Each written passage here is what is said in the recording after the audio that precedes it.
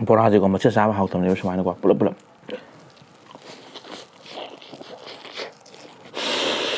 Q&A ꯇꯧꯁꯦ ꯍꯥꯏꯕꯀꯣ ꯑꯗꯣ ꯃꯌꯥꯝ ꯇꯧꯁꯦ ꯍꯥꯏꯔꯣ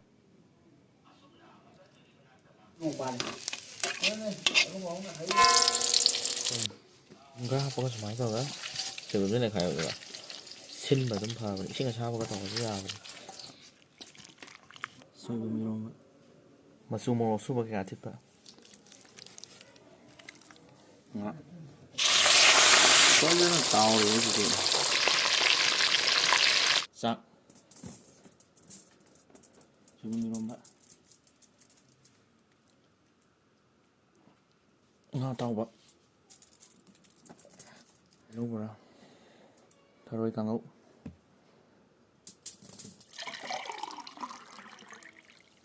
ꯄꯨꯝꯅꯃꯛꯄꯨ ꯃꯤꯀꯨꯞ ꯃꯨꯛꯕꯥꯡꯅꯤ ꯀꯣꯟꯅ ꯈꯔꯝꯖꯔꯤ ꯉꯁꯤꯗꯤ ꯑꯩꯒꯤ ꯅꯨꯡꯁꯤꯖꯔꯕ ꯁꯕꯁꯀ꯭ꯔꯥꯏꯕꯔꯁꯤꯡꯅ ꯍꯥꯏꯕ ꯁꯣꯏꯕꯨꯝ ꯏꯔꯣꯝꯕꯗꯨꯅꯤ ꯑꯗꯣ ꯁꯣꯏꯕꯨꯝ ꯏꯔꯣꯝꯕꯁꯦ ꯃꯈꯟ ꯌꯥꯝꯃꯤꯀꯣ ꯍꯥꯏꯗꯤ ꯁꯣꯏꯕꯨꯝ ꯏꯔꯣꯝꯕꯒ ꯉꯥ ꯑꯇꯥꯎꯕꯒ ꯆꯥꯕꯤꯔꯛꯑꯣ ꯍꯥꯏꯕ ꯁꯣꯏꯕꯨꯝ ꯏꯔꯣꯝꯕꯒ ꯕꯣꯔꯥꯒ ꯆꯥꯕꯤꯔꯛꯑꯣ ꯍꯥꯏꯕ ꯁꯣꯏꯕꯨꯝ ꯏꯔꯣꯝꯕꯒ ꯊꯔꯣꯏꯒ ꯆꯥꯕꯤꯔꯛꯑꯣ ꯍꯥꯏꯕꯀꯣ ꯑꯗꯣ ꯄꯨꯂꯞ ꯍꯦꯛꯇ ꯇꯧꯁꯜꯂꯕꯅꯦꯕꯀꯣ ꯑꯗꯣ ꯍꯥꯏꯗꯤ ꯑꯩꯅ ꯁꯣꯏꯈꯤꯕ ꯂꯥꯟꯈꯤꯕ ꯌꯥꯎꯔꯁꯨ ꯃꯌꯥꯝꯅ ꯑꯗꯨꯝ ꯉꯥꯛꯄꯤꯌꯣ ꯑꯗꯣ ꯁꯞꯄꯣꯔꯠ ꯑꯗꯨꯝ ꯇꯧꯕꯤꯌꯣ ꯑꯩꯉꯣꯟꯗ ꯁꯦꯝꯗꯣꯛꯅꯕ ꯃꯇꯝ ꯄꯤꯕꯤꯌꯣꯕꯀꯣ ꯑꯗꯨꯗꯤ ꯑꯩꯒꯤ ꯅꯨꯡꯁꯤꯖꯔꯕ ꯁꯕꯁꯀ꯭ꯔꯥꯏꯕꯔꯁꯤꯡꯗꯣ ꯁꯤꯗ ꯊꯣꯛꯍꯜꯂꯝꯒꯦꯕꯀꯣ ꯍꯥꯏꯗꯤ ꯁꯣꯏꯕꯨꯝ ꯏꯔꯣꯝꯕ ꯀꯩꯀꯥ ꯈꯜꯂꯛꯄ ꯃꯌꯥꯝꯗꯣꯀꯣ ꯑꯗꯨꯗꯤ ꯆꯥꯕ ꯍꯧꯅꯕ ꯇꯧꯔꯁꯦ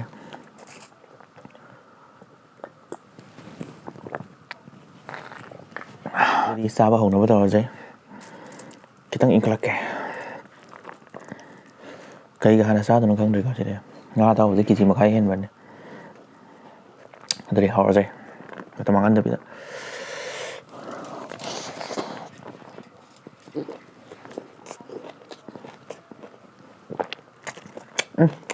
ꯁꯣꯏꯕꯨꯝ ꯏꯔꯣꯟꯕ ꯈꯨꯍꯥꯎꯁꯤꯗꯤ ꯕꯣꯔꯥ ꯈꯥꯟ ꯆꯥꯒꯦ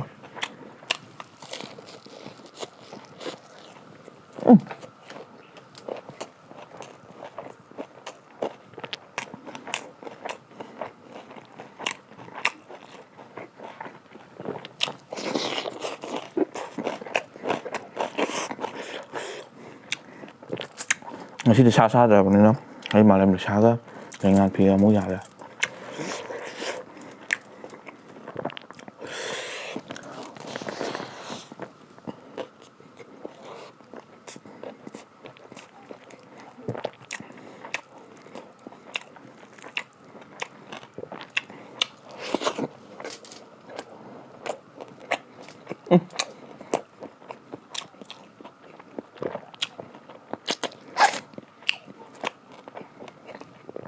ꯇꯧꯔꯦꯗꯣ ꯃꯣꯏ ꯀꯃꯟꯒꯤ ꯍꯧꯅꯕꯤ ꯐꯖꯅ ꯍꯥꯎꯍꯟꯕꯤꯁꯦ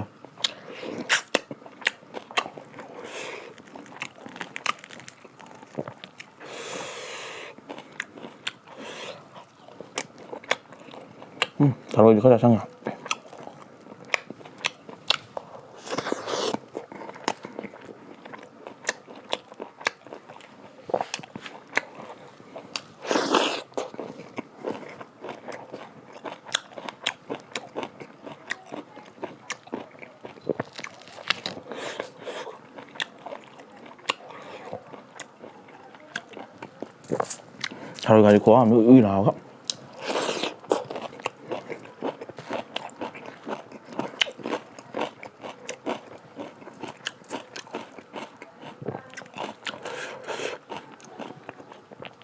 ꯕꯣꯔꯥꯁꯤꯀꯣ ꯃꯆꯦꯠ ꯆꯥꯕ ꯍꯥꯎꯇꯕꯅꯦꯕ ꯁꯨꯃꯥꯏꯅꯀꯣ ꯄꯨꯂꯞ ꯄꯨꯂꯞ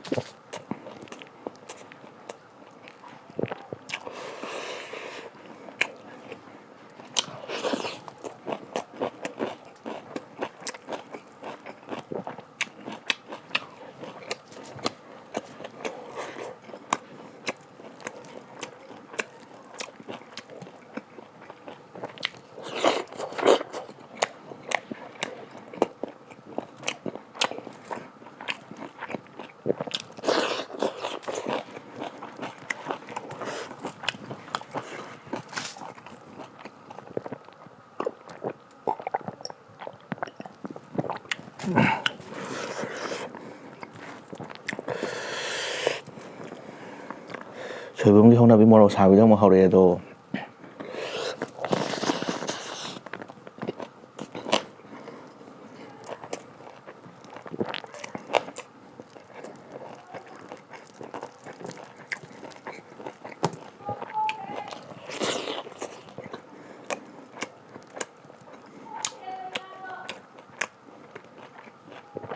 ꯃꯔꯨꯁꯦ ꯍꯥꯎꯕ꯭ꯔꯥ ꯌꯦꯡꯒꯦ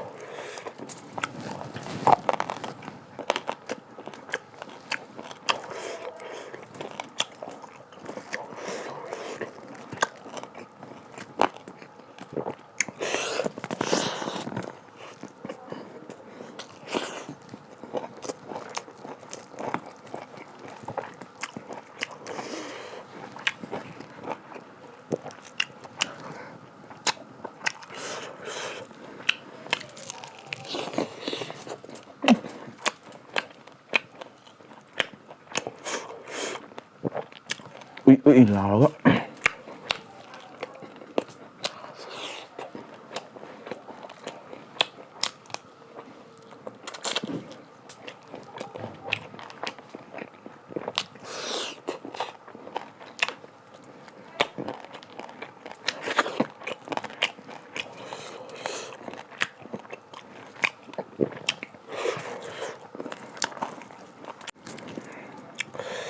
ꯃꯤꯅ ꯍꯪꯉꯛꯑꯦꯕꯀꯣ ꯅꯪ ꯆꯥꯛ ꯃꯌꯥꯝ ꯆꯥꯏꯗꯣ ꯀꯩꯝ ꯇꯧꯗ꯭ꯔꯥꯅ ꯑꯩꯗꯤ ꯀꯩꯝ ꯇꯧꯗꯦꯕ ꯀꯩꯒꯤꯅꯣ ꯍꯥꯏ ꯀꯥꯟꯗ ꯑꯩꯗꯤ ꯊꯕꯛ ꯁꯨꯕ ꯆꯠꯂꯦꯕ ꯑꯗꯨꯅ ꯑꯩꯉꯣꯟꯗ ꯏꯅꯔꯖꯤ ꯑꯗꯨꯛꯀꯤ ꯃꯇꯤꯛ ꯃꯊꯧ ꯇꯥꯏꯌꯦꯕ ꯄꯥꯡꯒꯜꯅ ꯁꯨꯕ ꯊꯕꯛꯅꯤꯅ ꯑꯗꯨꯅ ꯑꯆꯣꯏ ꯑꯄꯥꯁꯨ ꯀꯩꯝ ꯆꯥꯗꯕꯅꯤꯅꯀꯣ ꯆꯥꯛ ꯈꯛꯇꯪ ꯆꯥꯕꯅꯤꯅꯅꯦ ꯆꯥꯛꯁꯤꯗꯤ ꯑꯁ ꯍꯥꯏ ꯀꯥꯟꯗꯦ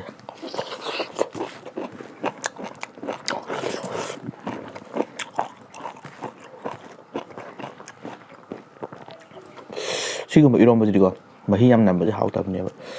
ꯁꯨꯃꯥꯏꯅ ꯇꯧꯔꯒꯀꯣ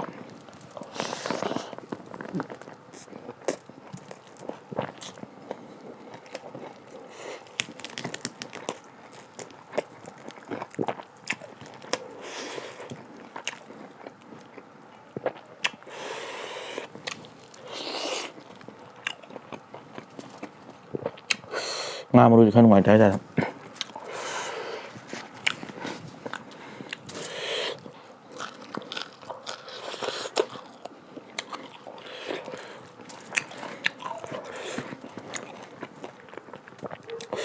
ꯕꯣꯏꯂꯔ ꯃꯔꯨ ꯑꯣꯏꯗꯤ ꯀꯣꯔꯣ ꯀꯣꯔꯣ ꯁꯥꯏꯗꯣꯛ ꯌꯥꯕ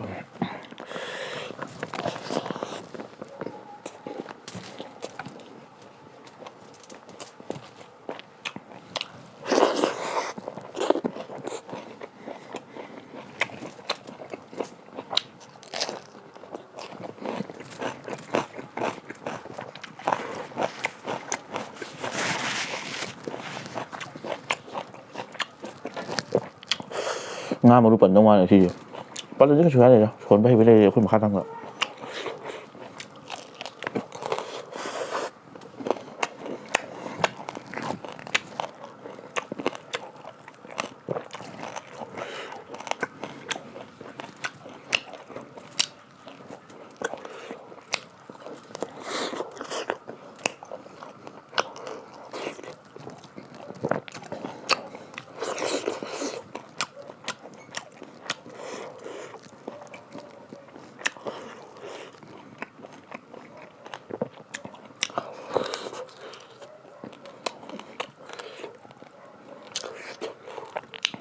ꯑꯩꯒꯤ ꯅꯨꯡꯁꯤꯖꯔꯕ ꯁꯕꯁꯀ꯭ꯔꯥꯏꯕꯔ ꯈꯔꯅꯀꯣ Q&A ꯇꯧꯁꯦ ꯍꯥꯏꯌꯦꯕꯀꯣ ꯃꯌꯥꯝ ꯇꯧꯁꯤꯔꯕ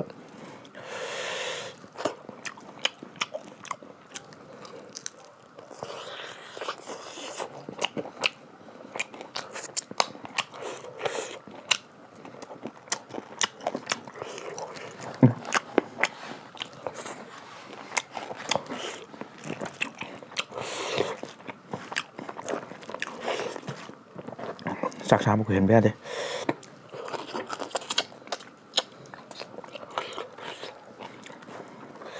ꯄꯥꯏꯕꯒ ꯌꯥꯗ꯭ꯔꯦꯗ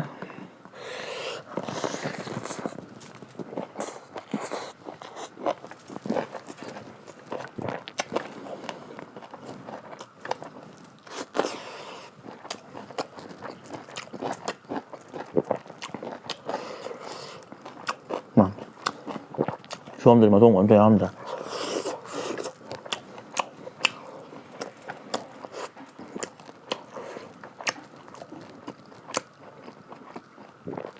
ꯍꯌꯦꯡꯅꯦ ꯊꯕꯛ ꯃꯌꯥꯝ ꯁꯨꯗ ꯌꯥꯔꯣꯏ ꯀꯦꯖꯤ ꯃꯈꯥꯏ ꯇꯥꯕ ꯉꯥ ꯑꯃ ꯆꯥꯊꯣꯛꯑꯃꯤꯅ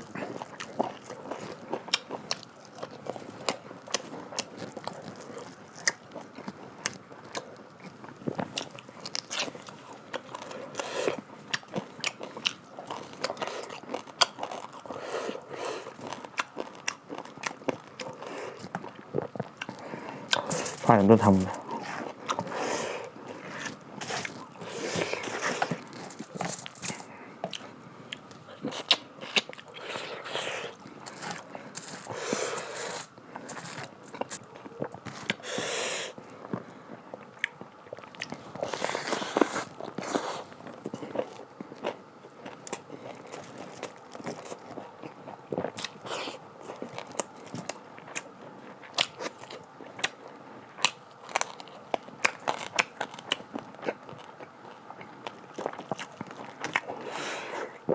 ꯃꯔꯨꯁꯤꯗꯤ ꯇꯞꯅ ꯊꯝꯈ꯭ꯔꯒ